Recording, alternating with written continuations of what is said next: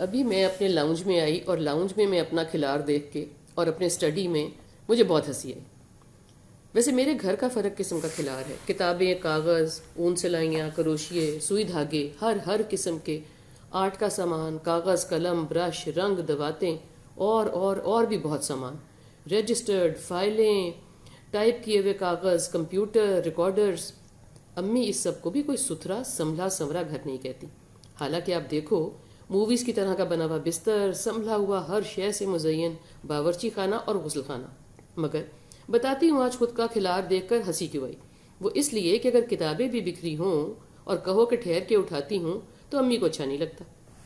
ان کا خیال ہے سمیٹ کے اٹھنا چاہیے۔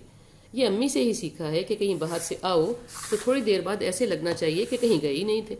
سب خریداری خود کی جگہ پر چلی جانی چاہیے۔ اگر کپڑے اتارے ہیں، کہیں شادی سے واپس آئے ہیں تو صبح کا انتظار نہیں کرنا چاہیے۔ کپڑے اپنی الماری میں، زیور سامان اپنے خانے میں چابی میں، اور تھک گئے ہیں اور بیٹھنا چاہ رہے ہیں تو یہ بعد میں کہیں سمیٹنے کے بعد ہوگا۔ چائے پئیں گے اور راستے کی یا فنکشن کی باتیں کریں گے، یہ بعد کی بات ہے۔ صفائی میں آسانی کی بات پر کہ امی ہمیشہ ہی مثالیں دے کر سمجھاتی۔ اصل میں ان کا مطلب میں سمجھی کہ جب وقت پر سمیٹا سماٹی کر لی جائے تو اکٹھا نہیں ہوتا کام اور آسانی رہتی ہے۔ تو سنی، امی کے بہت غم ہے صفائیوں کے حوالے سے، جو میں آج آپ کو سناتی ہوں، اس لیے کہ ہم آج تک سن رہے ہیں۔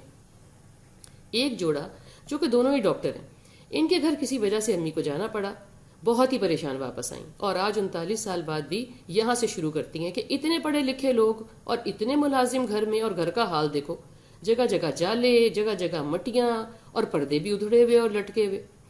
میں نے کہا امی، دونوں تو کام پر چلے جاتے ہیں تو کام پیچھے سے کون کروائے؟ کام کروانا پڑتا ہے۔ ایسے جتنے ہی ملازم رکھ لیں کچھ نہیں ہوتا۔ ایسی ہی ایک اور کہانی ہے۔ ایک کوئی بہت بڑے عہدے کے آفیسر ڈیڈی کے بہت عقیدت مند تھے، اور جب بھی ڈیڈی ملتان سے لاہور کا سفر کرتے، آتے اور جاتے ان کو ضرور مل کے آتے۔ ایک مرتبہ امی بھی ساتھ تھیں تو انہوں نے امی ڈیڈی دونوں کو کھانے کی دعوت دی۔ دونوں ان کے گھر چلے گئے۔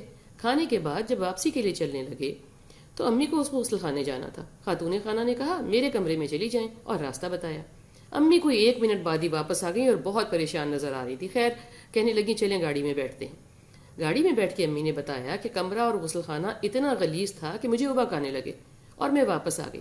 غسل خانے میں ایک کونے میں تولیوں کے ڈھیر، اور ایک کونے میں کپڑوں کے ڈھیر، اور ایک کونے میں دروازے کے پیچھے خالی بوتلوں کے لفافے اور ان کے اوپر ٹوٹی ہوئی جوتیاں۔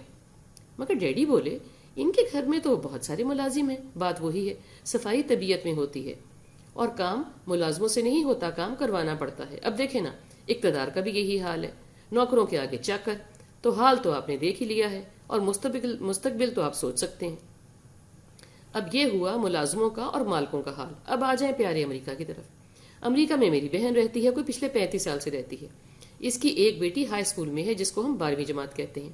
ایک مرتبہ اس نے خود کی سہیلی اور ہم جماعتی کے ہاں کہا کہ میں نے رات گزارنی ہے۔ اجازت بڑی مشکل سے مل گئی اور وہ چلی گئی۔ کوئی 2 گھنٹے بعد اس کا فون آیا، مجھے آ کر لے جائیں، مجھے اچانک اسکول کا کوئی کام یاد آ گیا۔ خیر، بہت ڈانٹ پڑی، اور فون پر بھی پڑی، اور جب تک پوری بات نہیں سنی تب تک گاڑی میں بھی بہت ڈانٹ پڑی۔ اب اس نے بعد میں بتایا کہ میں غسل خانے گئی تو اس میں اتنے کپڑوں کے ڈھیر تھے کہ میں حیران ہی رہ گئی۔ تو میں نے اپنی دوست سے پوچھا کہ ایسا کیا؟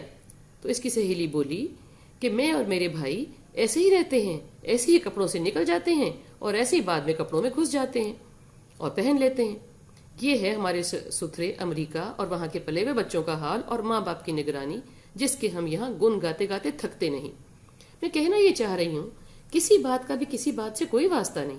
پڑھا لکھا سخت قسم کا بدبودار اور بے ترتیب زندگی کا مالک ہو سکتا ہے، روشن خیال ناخواندہ بھی ہو سکتا ہے، ناخواندہ بہت نفیس ہو سکتا ہے، گردان لمبی ہو جائے گی یہاں تو۔